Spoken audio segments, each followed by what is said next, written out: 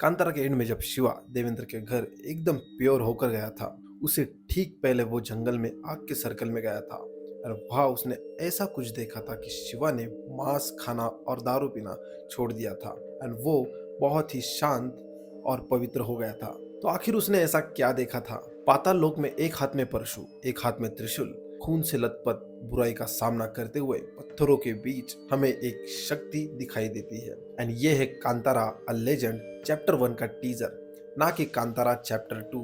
And ये कांतारा 2 क्यों नहीं है? इन दोनों पार्ट्स के बीच में क्या कनेक्शन है? इस मूवी का बजट, इसका हिस्ट्री और ज्योग्राफी से रिलेशन, ये सब बातें मैं आज की इस वीडियो में आपको बताऊंगा। तो इस वीडियो को एंड तक देखो।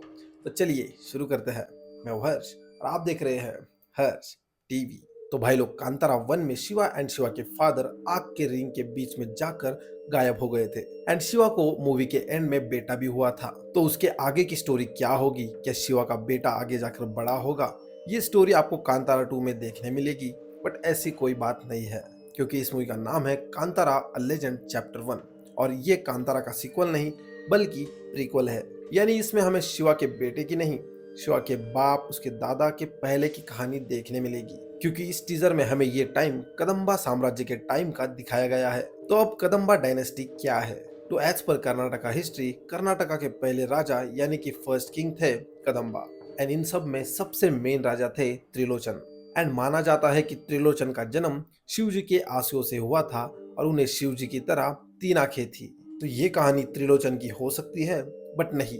टीजर में हमें जो शख्स दिखाया गया है, जो शक्ति दिखाई गई है, उसे देखकर वो एक राजा नहीं बल्कि एक योद्धा, एक वॉरियर की तरह नजर आता है एंड जो बिल्कुल शिवा की तरह दिखता है, यानी कि ऋषभ शेट्टी की तरह, जिन्होंने कांतारा में शिवा और उसके बाप दोनों का रोल किया था। तब इन सब बातों पे गौर किया जाए तो ये और कोई नहीं, शिवा के फर्स्ट एंसेस्टर है जिनके अंदर भगवान समाये थे क्योंकि शिवा एंड शिवा के पिता के अंदर भी पंजुर्ली एंड गुलिगा देवता का वास था और वो इसी वजह से इस तरह से चिल्लाते थे।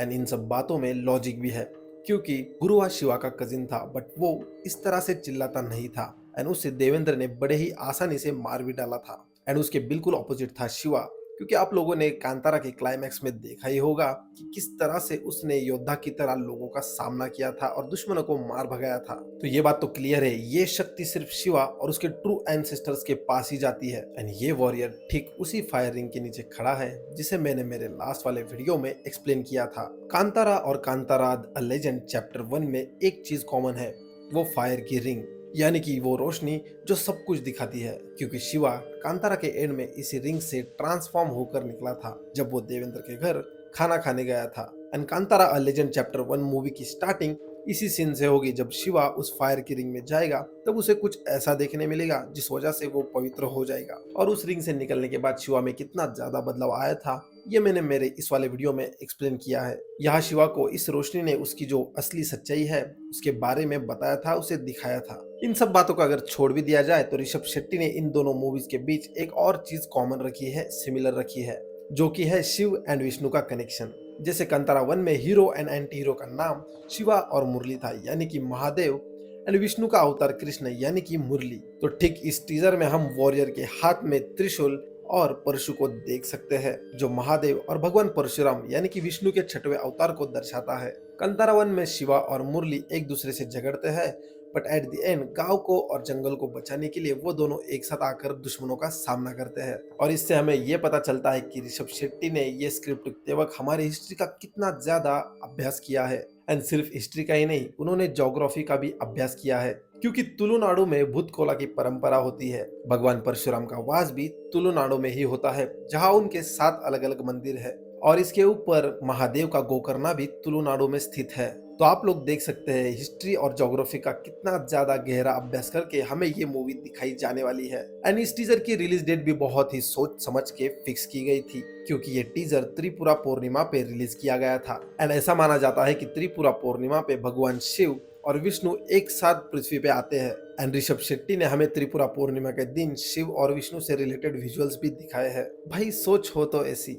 अब इस मूवी के नेम पर आते हैं, यानी कि कांतारा अ लेजेंड चैप्टर 1। तो होम्बले वालों ने एंड ऋषभ शेट्टी ने ये सोच लिया है वो इसे केजीएफ की तरह एक सक्सेसफुल फ्रेंचाइजी बनाने वाले हैं। अगर ठीक से सोचा जाए तो इस मूवी का नाम है कांतारा लेजेंड चैप्टर 1, तो हमें इसके हर एक चैप्टर में एक अलग-अलग देव के बारे में, एक अलग लेजेंड के बारे में जानकारी मिलेगी। या शायद ऐसा भी हो सकता है ये वही स्टोरी कंटिन्यू करेंगे जो चैप्टर 1 में अधूरी रह जाएगी एंड हमें कांतारा की आगे की स्टोरी यहाँ देखने नहीं मिलेगी, इसलिए ये कांतारा चैप्टर 2 नहीं है। अब बजट की बात करें तो पहली कांतारा मूवी 16 से 17 करोड़ में बनाई गई थी and Kantara a legend chapter 1 का बजट बहुत ज्यादा है। एज कम्पेयर टू कांतारा इसका बजट 10 गुना ज्यादा है, यानी कि 150 करोड़ के आसपास। बट फिकर की बात नहीं है, ये मूवी इस बजट को आसानी से वसूल कर लेगी, ये मैं 100% कह सकता हूँ, क्योंकि ये मूवी ऋषभ सर ने अपनी पूरी भक्ति के साथ बनाई है। अगर आप लोगों को कांतारा के इस टीजर से रिलेटेड और एक थ्योरी चाहिए, एक ब्रेकडाउन का वीडियो चाहिए, तो आप मेरा लास्ट वाला वीडियो चेक कर सकते हैं। तो मिलते हैं